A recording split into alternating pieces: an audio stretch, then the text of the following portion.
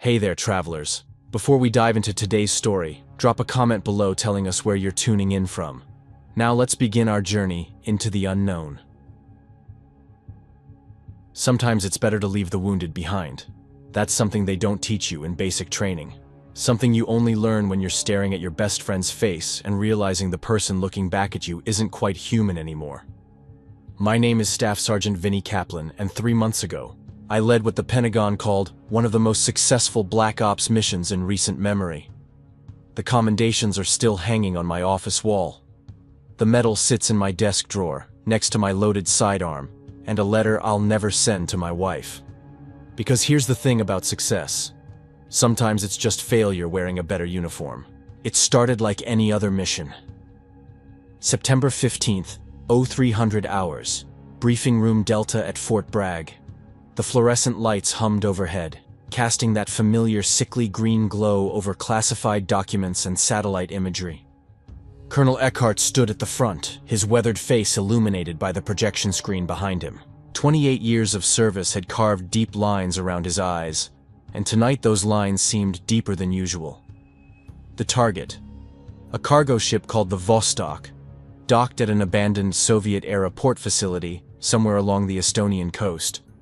The images showed a rust-streaked behemoth of a vessel, maybe 800 feet long, surrounded by concrete docks that had been crumbling since the fall of the Berlin Wall. "Gentlemen," Colonel Eckhart's voice cut through the pre-mission tension like a blade. "Intelligence indicates a terrorist cell has acquired a Class A biological agent. Their plan is simple and devastating.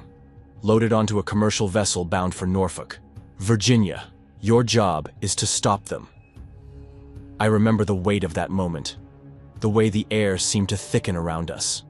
The tactical display showed shipping lanes, weather patterns, and most importantly, the timeline. 48 hours until the Vostok was scheduled to depart for international waters. Beside me, Corporal Skylar Coates cracked her knuckles, a nervous habit she'd developed after her second tour in Afghanistan. Skylar was 31, built like a marathon runner, with sandy blonde hair always pulled back in a regulation bun. She could make C4 dance like poetry, and I'd seen her defuse improvised explosives while taking sniper fire. If anyone could handle whatever we found on that ship, it was her. To my left, Private First Class Miles Levine scribbled notes with the intensity of a college student cramming for finals. Miles was our communications specialist, barely 22 and still green around the edges. But he had a gift for radio frequencies and encryption that bordered on supernatural. Kid could establish secure comms in a thunderstorm using nothing but spare wire and determination. Behind us, Sergeant James Teller sat silent as always, his medic's bag already packed and positioned by his feet. Teller was the kind of soldier who could put 3 rounds through a dime at 400 yards, then patch up your wounds with the same steady hands. 35 years old, graying at the temples, with the calm demeanor of someone who'd seen too much death to be rattled by anything. "ROE is weapons-free," Colonel Eckhart continued, clicking to the next slide. "These aren't political prisoners or misguided kids. Intelligence confirms they're willing to sacrifice themselves for this cause. Expect heavy resistance." The satellite images showed thermal signatures moving through the ship's corridors like glowing ghosts. 23 hostiles, armed and organized. Their movement patterns suggested professional training, overlapping fields of fire, defensive positions, coordinated patrols. Standard terrorist playbook, except for one detail that should have raised red flags from the beginning. "Sir?" Skylar had asked, raising her hand. "What exactly are we dealing with? Chemical? Viral? Radiological?" Colonel Eckhart's pause lasted a heartbeat too long. In that silence, I should have heard the warning bells. Should have recognized the telltale signs of compartmentalized information. "Classified. Your job is containment and extraction. The science boys will handle identification and neutralization." "What about civilian casualties?" Miles asked, his pen hovering over his notepad. "Port workers? Local fishing boats?" "Port's been abandoned for 15 years, Eckhart replied. "Nearest population center is 40 kilometers inland. You'll have operational freedom." The mission parameters were straightforward. Fast rope insertion from 2 Blackhawks, eliminate hostile presence, secure the biological agent, call for extraction. Simple, clean. Textbook. Questions? Colonel Eckhart asked, his eyes scanning our faces. Timeline for containment? I asked. Sunrise, 6 hours from insertion. After that, the diplomatic situation becomes complicated. Translation. After sunrise, this operation didn't exist, and neither did we if something went wrong. The insertion went smooth as silk. 2 helicopters cutting through the Baltic night, radio silence maintained, weather conditions perfect. The September air was crisp and sharp, carrying the salt smell of the sea mixed with something else. Something organic and wrong that we couldn't identify from altitude. Below us, the abandoned port looked exactly like the satellite photos. Rusted cranes reached toward the sky like skeletal fingers, empty warehouses cast long shadows in the moonlight, and the Vostok sat at the main dock like a sleeping giant. But as we descended, details became visible that the thermal imaging had missed. The ship's hull was covered in what looked like barnacles, but wrong somehow. Too regular, too geometric. The deck lighting was functional, but the bulbs cast an unusual greenish glow that made the metal surfaces look diseased. And the smell, that organic wrongness, grew stronger as we approached. We fast roped onto the ship's deck at 01:30 hours. The moment my boots hit the steel plating, I knew something was off. The deck should have been solid, stable, but there was a subtle vibration running through the metal. Not engine vibration, something else, something alive. Movement on deck 3, Teller whispered through the comm, his sniper scope picking up heat signatures through the ship's superstructure. They know we're here. The ship's interior was a maze of narrow corridors and cargo holds, painted in that institutional green that all Soviet-era vessels seemed to favor. But the paint was wrong too. Bubbling in places, peeling in organic patterns that looked almost like skin shedding. Emergency lighting cast red shadows that seemed to move independently of our flashlight beams. That's when we heard them for the first time. Not voices, exactly, but sounds that might have started as human speech before becoming something else entirely. Guttural noises that seemed to vibrate through the ship's metal hull, punctuated by what sounded like fingernails scraping against steel. The sounds echoed through the ventilation system, making it impossible to determine their source. Contact front! Miles's voice cracked slightly as the first wave came at us. They emerged from the shadows like something out of a nightmare. At first glance, they looked human enough, wearing civilian clothes, carrying weapons with tactical precision. But their movements were all wrong. Too fast, too fluid. Like predators who had learned to mimic human behavior but couldn't quite get the details right. The first one came straight at me down a narrow corridor, an AK-47 in his hands but his finger nowhere near the trigger. Instead, he lunged forward with his mouth open wide, revealing teeth that seemed too sharp, too long, filed to points that gleamed in the red emergency lighting. His eyes were completely black, not just the pupils, but the entire visible surface, like looking into empty holes. I put 3 rounds center mass, standard double tap +1. The bullets hit with wet impact sounds, dark fluid spraying against the corridor walls. He stumbled backward but didn't fall. Didn't even seem to register the pain. Instead, he let out a sound that was part scream, part animal roar, and kept coming. What the hell? Skylar's voice cut through the gunfire as she watched her target take a direct hit from a .45 caliber round and keep advancing. They're not going down. That's when the real horror began. These weren't terrorists high on adrenaline or religious fervor. They moved with inhuman speed, absorbed damage that should have dropped a rhino, and seemed completely immune to pain. But worse than that, they didn't fight with weapons. They fought with teeth and fingernails that had somehow become razor-sharp claws, long enough to punch through Kevlar. The corridor became a slaughterhouse. Blood, both red and something darker, splattered the walls as we fought for our lives against enemies that refused to die. When one finally did fall, after Miles emptied half a magazine into its head, it kept twitching, kept trying to crawl toward us even with half its brain decorating the deck plating. Its mouth still snapped open and closed, as if trying to bite something that wasn't there. "Burn them!" Teller shouted from his overwatch position at the corridor junction. "Incendiary rounds!" Skylar's thermite grenades did the trick. The white-hot chemical fire finally stopped their advance, reducing the attackers to charred remains that still seemed to twitch for precious seconds before going still. The smell of burning flesh mixed with that underlying wrongness, creating an odor that I can still taste when I close my eyes. Sweet and rotten, like fruit left too long in the sun. We fought our way through 3 more decks, each encounter more disturbing than the last. These things, I couldn't think of them as human anymore, seemed to be coordinated by some kind of hive intelligence. They would retreat when we used fire, only to regroup and attack from a different angle. Some wore the uniforms of merchant marines, others were dressed like dock workers or Port Authority officials. All of them had those same black eyes and razor teeth. 23 hostiles eliminated. Mission parameters met. The biological agent, a collection of sealed vials in a refrigerated container deep in the ship's hold, secured without incident. The container itself was unremarkable, standard laboratory equipment with biohazard warnings in multiple languages. But the vials inside glowed with a faint bioluminescence that pulsed like a heartbeat. By Oro 400 hours, we were calling for extraction, proud of another job well done. The sun was beginning to rise over the Baltic, painting the sky in shades of red that seemed appropriate somehow. But 3 of my team had taken hits during the engagement.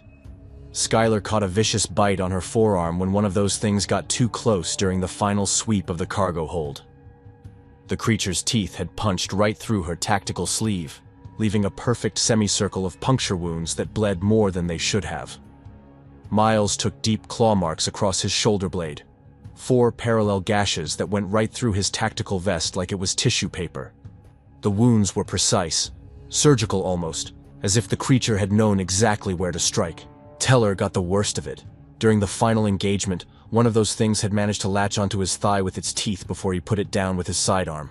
The bite was savage, deep enough that I could see bone through the torn muscle. But what bothered me most was how the wound seemed to have a pattern to it, like the creature had been trying to inject something rather than just cause damage. Just flesh wounds, Teller assured me as he patched up the others with field dressings, cleaning and bandaging the torn skin with practiced efficiency. We'll be fine, Sarge. Give us 48 hours and we'll be good as new.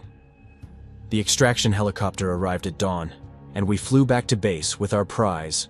Mission accomplished, threat neutralized, biological weapon contained. The debriefing lasted 6 hours, with representatives from CDC, USAMRIID, and agencies that didn't identify themselves. The commendations came a week later.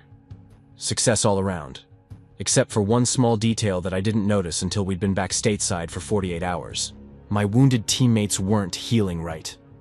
In fact, they weren't healing at all. 48 hours. That's how long it took for me to realize we hadn't stopped a terrorist attack. We delivered one straight to American soil. The first sign something was wrong came during the mandatory post-mission medical evaluation. Dr. Katie Clayton, our base physician, had been treating combat wounds for 15 years. I'd seen her patch up soldiers who'd stepped on IEDs, taken sniper rounds, survived chemical exposure in Afghanistan and Iraq. Nothing rattled her. She had steady hands and an iron stomach, qualities that made her invaluable in combat medicine. But when she examined my team's wounds, her hands started shaking. "Sergeant Kaplan," she said, pulling me aside after the examination, her voice barely above a whisper.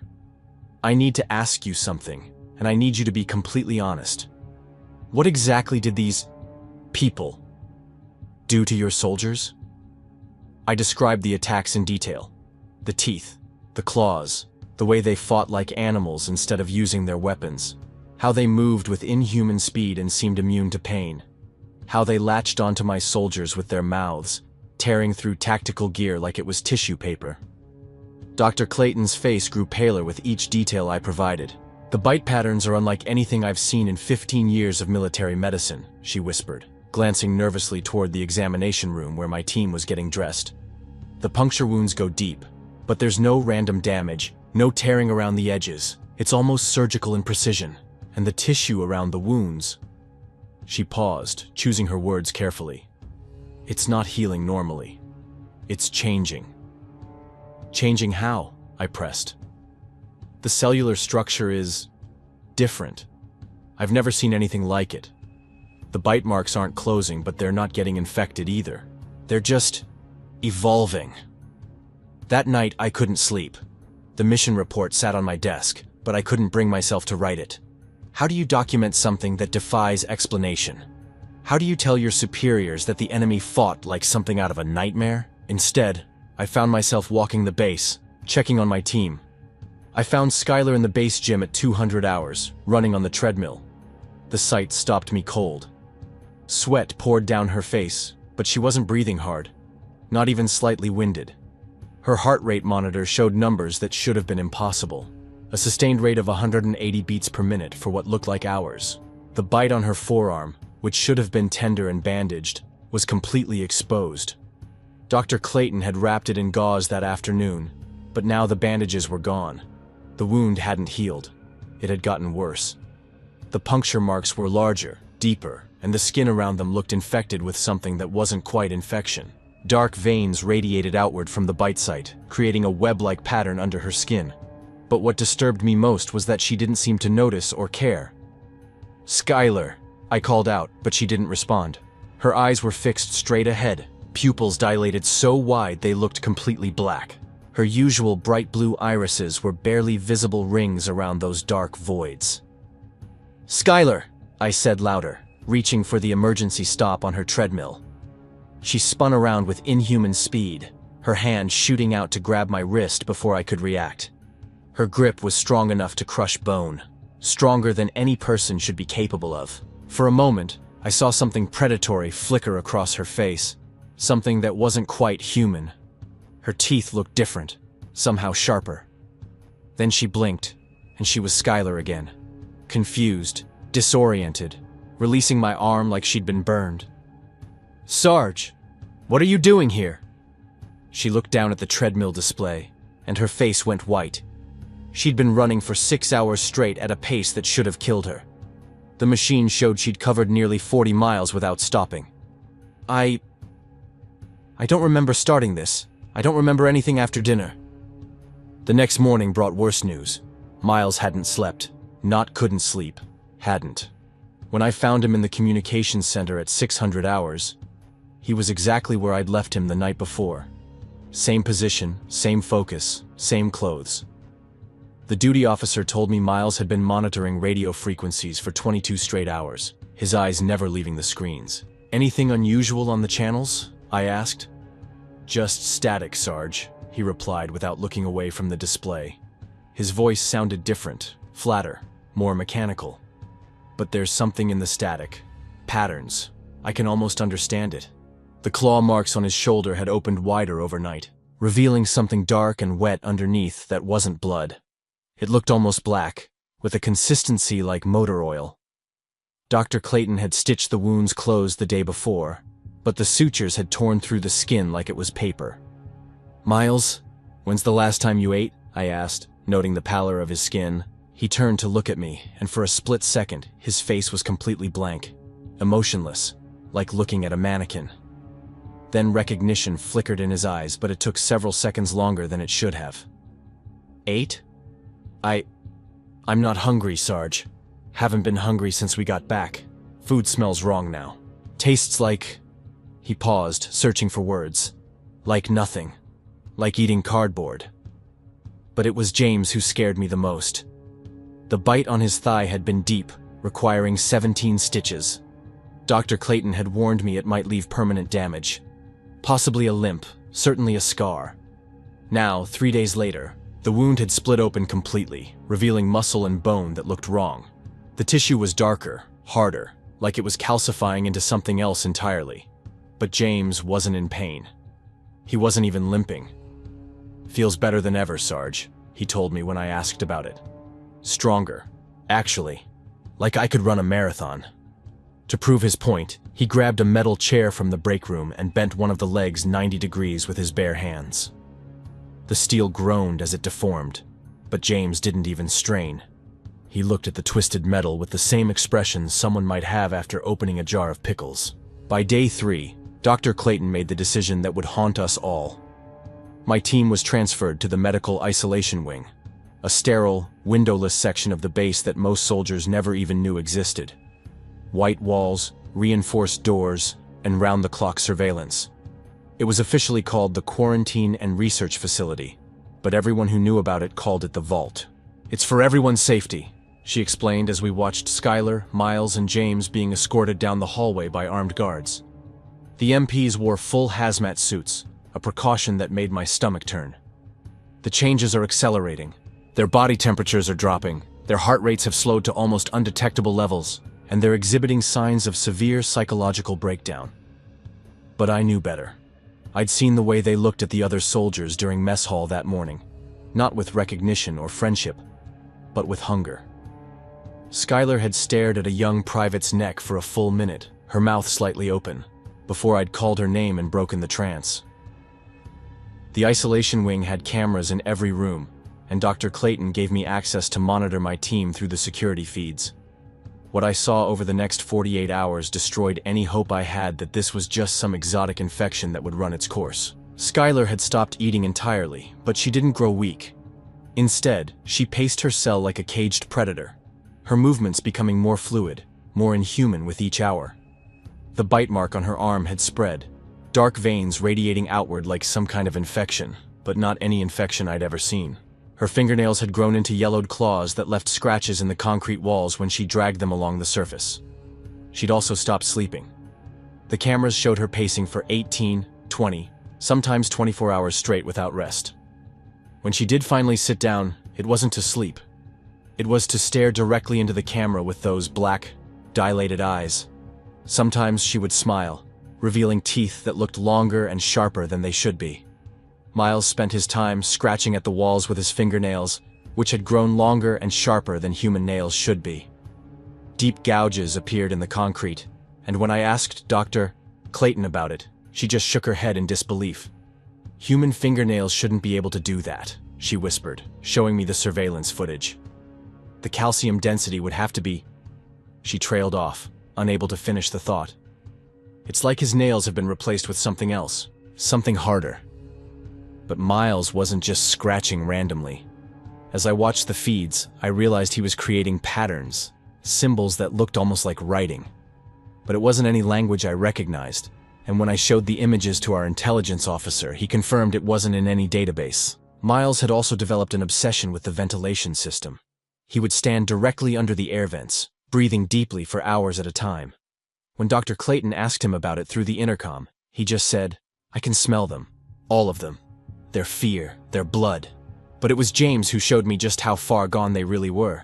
On the second night of isolation, I watched him tear apart his mattress with his bare hands, not in frustration or madness, but with methodical precision. He pulled out the springs, the foam, the fabric covering, arranging everything in neat piles like he was sorting inventory. Then he began eating it. He stuffed pieces of foam into his mouth, chewing and swallowing the synthetic material like it was food. The springs he bent into strange shapes with his fingers, metal that should have required tools to manipulate. When Dr. Clayton tried to stop him through the intercom, he looked directly at the camera and smiled. His teeth had changed, longer, sharper, stained yellow from the foam. "Tastes better than the food you've been bringing," he said, his voice carrying through the speaker with an odd echo. "This has substance." Each of them was deteriorating in their own horrific way. Skylar had stopped blinking entirely, her eyes now constantly wet and bulging from their sockets. When she moved, it was with a predatory grace that made my skin crawl. Miles clawed at his own skin, peeling away strips that revealed something dark and wet underneath. The wounds never bled. They just oozed that black, oil-like substance, James whispered constantly to himself, but the words weren't in any language I recognized. Sometimes they sounded like the guttural noises we'd heard on the ship, but structured, like he was having conversations with invisible partners. The worst part was that they were getting stronger. When Skylar tested the reinforced glass of her cell, hairline cracks appeared after just a few taps with her knuckles. When Miles gripped the metal food slot, his fingers left permanent dents in the steel. When James hit the wall during one of his episodes, chunks of concrete fell to the floor. Dr. Clayton ran test after test, but the results only raised more questions. Their blood chemistry was changing daily, new proteins appearing that shouldn't exist in human biology. Their bone density was increasing. Their muscle mass was growing despite the fact that they weren't eating normal food. "It's like they're evolving," she told me on the fourth day, her voice shaking with exhaustion and fear. But evolving into what? That's when the alarm started going off. The emergency broadcast crackled through the base's communication system at 0347 hours on the fifth day.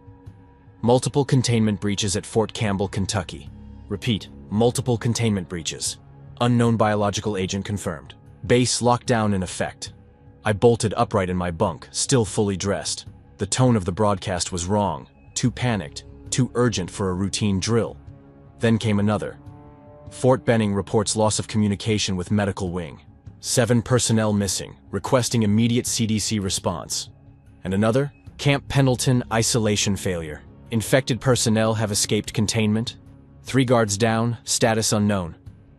I ran to the communication center, my heart pounding as more reports flooded in from bases across the country.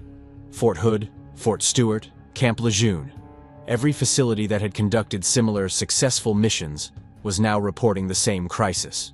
"Jesus Christ," whispered the radio operator, a young sergeant named Peterson. His face was pale as he monitored multiple channels simultaneously. "It's happening everywhere.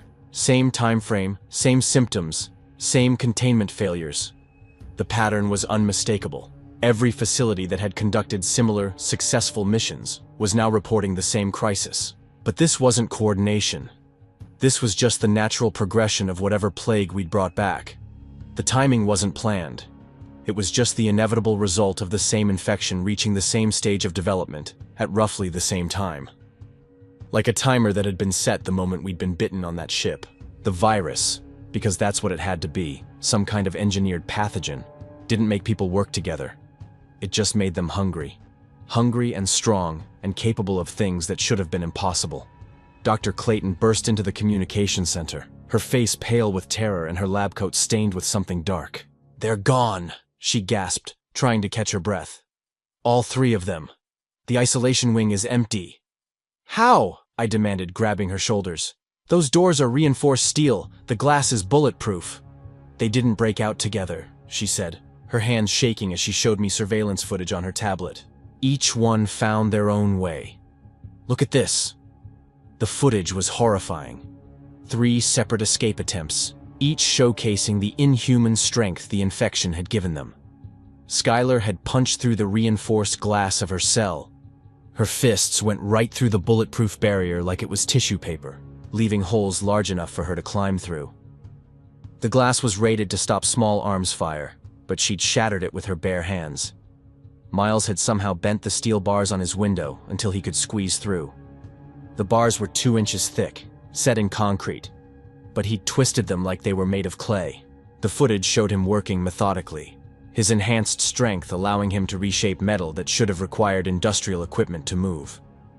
And James had chewed through the door seal with his teeth. The heavy rubber gasket around his cell door had been designed to maintain environmental seal, but he'd gnawed through it like a beaver working on wood. His modified teeth had carved through the industrial rubber in less than an hour, creating an opening large enough for him to dislocate his shoulder and squeeze through. "Where are the guards?" I asked, dreading the answer. Dr. Clayton's face went ashen. "We found 2 of them, Johnson and Martinez. They're in the medical bay, unconscious but alive. Multiple bite wounds, but they're breathing. And the 3rd? Stevens is missing. There's blood in corridor C7, but..."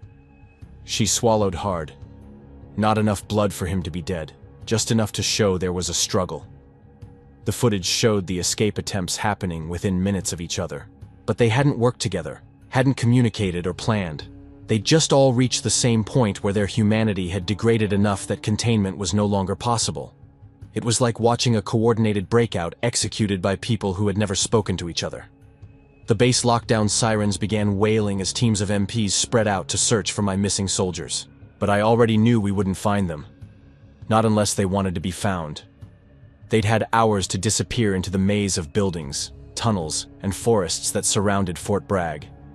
Because somewhere in the darkness, 3 infected soldiers were loose, driven by nothing but an insatiable hunger that grew stronger with each passing hour. And they weren't coordinating with anyone. They were just following their own individual, horrifying instincts. The radio chatter painted a picture of chaos across the military.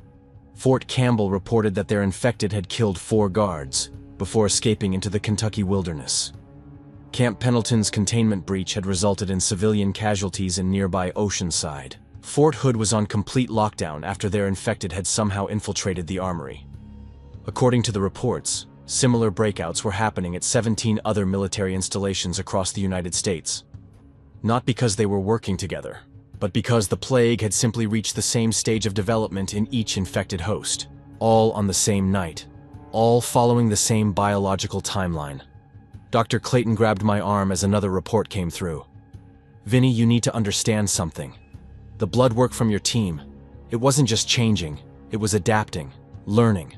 Whatever this virus is, it's not just infecting them, it's rewriting their DNA in real time." "What are you saying?" "I'm saying this isn't random. Someone engineered this thing. Someone designed it to spread exactly like this, using our own military as carriers." Her voice dropped to a whisper. "We didn't stop a terrorist attack, Vinny. We completed one. The infection was spreading, and we were already too late to stop it." The hunt began at dawn. Colonel Eckhart arrived at Fort Bragg with a full hazmat team and authorization that came directly from the Pentagon. No questions asked, no explanations given. Just orders. Find the infected, contain the threat, eliminate with extreme prejudice. "Sergeant Kaplan," he said, his voice muffled by the respirator mask, "you know these soldiers better than anyone. You're going to help us track them down." I wanted to refuse. These were my people, my responsibility. But as I looked at the photos Dr. Clayton had taken of the escaped containment cells, the twisted metal, the shattered glass, the teeth marks in industrial rubber, I knew there was no choice. Whatever my team had become, they weren't human anymore. The tracking dogs picked up their scent immediately. 3 distinct trails leading in different directions from the medical wing. Skylar's trail headed north toward the training grounds, a vast area of forests and obstacle courses. Miles had gone east toward the communication towers. James's scent led south, toward the civilian housing area outside the base perimeter. "We split into 3 teams," Colonel Eckhart commanded. "Each team takes 1 target. Rules of engagement are simple. If it moves and you can't confirm it's human, you put it down. These things are stronger and faster than normal people. Don't hesitate, don't try to reason with them. 1 bite is all it takes." I volunteered to track Skylar. She'd been my demolitions expert for 3 years, and I owed her that much. A clean death from someone who'd known her when she was still human. The forest was eerily quiet as we moved through the pre-dawn darkness. 6 soldiers in full combat gear, night vision goggles, and enough firepower to level a building. But I couldn't shake the feeling that we were being watched. "Movement, 2 o'clock," whispered Corporal Davidson, our point man. 50 meters out. We froze, weapons raised. Through the green glow of night vision, I could see something moving between the trees. Too fast to be human, too fluid. It bounded from trunk to trunk, like a predator stalking prey. "Skylar?" I called out, hoping some part of her might still recognize my voice. The movement stopped. For a moment, there was complete silence. Then she dropped from the canopy above us. What landed in front of us wasn't Skylar anymore. The thing wore her face, her uniform, but everything else was wrong. Her skin had taken on a grayish pallor, and those dark veins from the bite mark now covered half her body like a web of infection. Her eyes were completely black, reflecting our flashlight beams like an animal's. Her fingernails had grown into yellowed claws, and when she opened her mouth, I could see her teeth had elongated into sharp points. "Hello, Sarge," she said, her voice carrying an odd echo, like multiple people speaking in unison. "Miss me?" "Take her down!" I shouted. The team opened fire immediately. Automatic weapons lit up the forest with muzzle flashes and the deafening roar of gunfire. I saw the bullets hit her, center mass, headshots, enough rounds to drop a charging rhino. She staggered backward but didn't fall. Instead, she laughed. "That tickles," she said. And then she moved. I'd seen Skylar in combat before, but this was different. She moved like liquid death, faster than human reflexes could follow. Davidson never had a chance. She was on him before he could reload, her claws raking across his throat in a spray of blood. Sergeant Torres tried to bring his rifle around, but she grabbed the barrel and bent it 90 degrees with one hand. "Fire! Fire! Fire!" I screamed, but my voice was lost in the chaos. She tore through my team like they were made of paper. 5 trained soldiers, dead in less than 30 seconds. I found myself alone in the forest with a monster wearing my demolitions expert's face. "You always said I was your best soldier," she said, stalking toward me with predatory grace. Blood dripped from her claws, the blood of men I'd served with for years. "Now I'm perfect." I emptied my magazine into her chest. Every round hit center mass, but she kept coming. When my rifle clicked empty, I drew my sidearm and kept firing. The bullets tore through her tactical vest, but underneath, I could see something that wasn't quite flesh anymore. Something darker, harder, that seemed to absorb the impact. "My turn," she said. She backhanded me across the face, and I felt my jaw shatter. The force of the blow sent me flying 20 feet through the air to crash against a pine tree. I tasted blood and felt ribs crack from the impact. But I was alive, which meant she was playing with me. "You know what the funny thing is, Sarge," she said, walking slowly toward where I lay broken against the tree. "I remember everything. Every mission, every conversation, every time you saved my ass in the field. But it all feels like someone else's memories now. Like watching a movie about somebody else's life." I fumbled for the thermite grenade on my belt. Our last resort for dealing with these things. My fingers were numb, possibly broken, but I managed to pull the pin. "Skylar," I gasped through the blood in my mouth. "I'm sorry." I let the spoon fly. 4 seconds later, white-hot chemical fire erupted between us. The thermite burned at over 4,000 degrees Fahrenheit, hot enough to melt through steel. The trees around us caught fire instantly, and I felt the heat sear my exposed skin even from 20 feet away. When the flames died down, there was nothing left but charred earth and the smell of burned meat. The radio crackled to life on my vest. "Team Alpha, report status." "Team Alpha is down," I replied, struggling to my feet. "Target eliminated. I'm the only survivor." "Copy that. Team Beta has engaged their target. Team Charlie is..." Jesus Christ, we need backup at the civilian housing area. The target has taken hostages. James. Of course it would be James who'd gone after civilians. I made my way back to base, every step agony from my broken ribs. The sun was rising as I reached the command post, and I could see smoke rising from the direction of the civilian housing complex. Emergency vehicles were racing toward the scene. Fire trucks, ambulances, military police. Colonel Eckhart was coordinating the response from a mobile command unit. His face was grim as he updated me on the situation. Team Beta took down their target, but we lost 3 men in the process. Team Charlie. He paused, watching the smoke on the horizon. Team Charlie found their target in a family housing unit. Military dependents. He'd killed the parents and was feeding when they arrived. Feeding? The children are alive, but traumatized. The target escaped when they breached the house.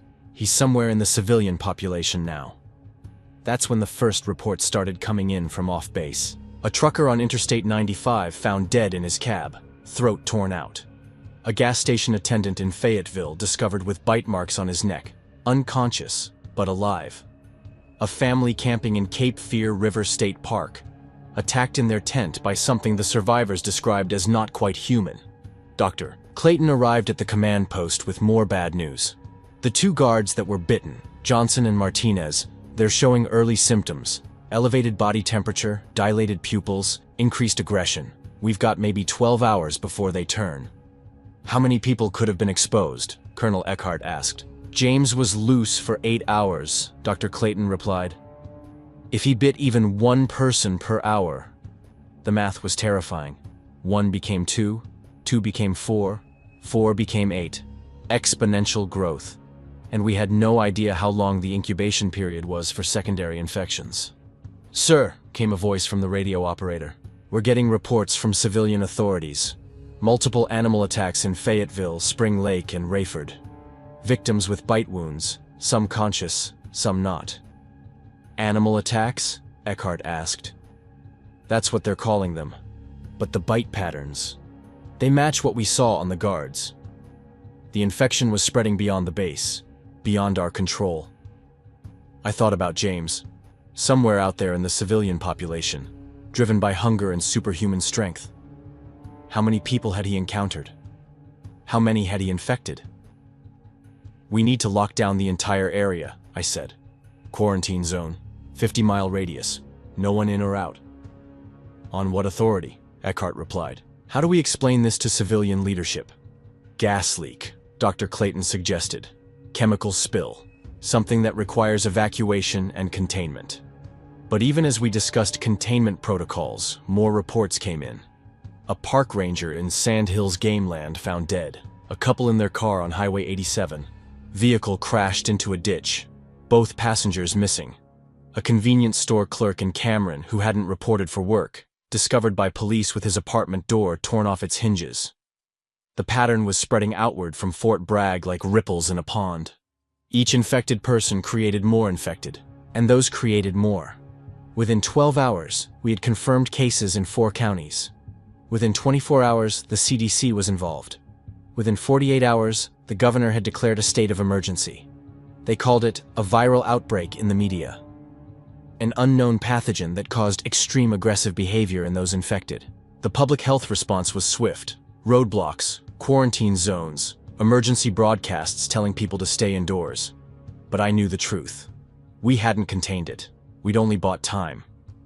As I sat in the debriefing room 3 days later, watching news reports of animal attacks and viral outbreaks spreading across North Carolina, I thought about that night on the ship, about the mission that was supposed to save American lives, about how sometimes the most successful missions are actually the greatest failures. The biological weapon hadn't been stopped. It had been delivered, exactly as planned, and we'd been the delivery system. Dr. Clayton knocked on my door that evening. She looked like she hadn't slept in days, her eyes red with exhaustion and something else. Fear. "Vinny," she said, "there's something else you need to know. About the blood work from your team." "What about it?" "The virus.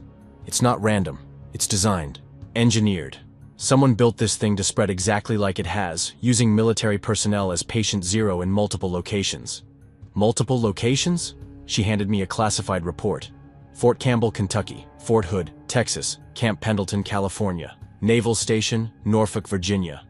All sites of similar, successful Black Ops missions over the past 6 months. All experiencing identical containment failures within the same 72-hour window. The scope hit me like a physical blow. This wasn't just about Fort Bragg. It wasn't just about North Carolina. The infection was spreading simultaneously across the entire country, seeded by military teams who thought they were heroes. "How many?" I asked, dreading the answer. 17 confirmed sites. Estimated infected population. She paused, swallowing hard.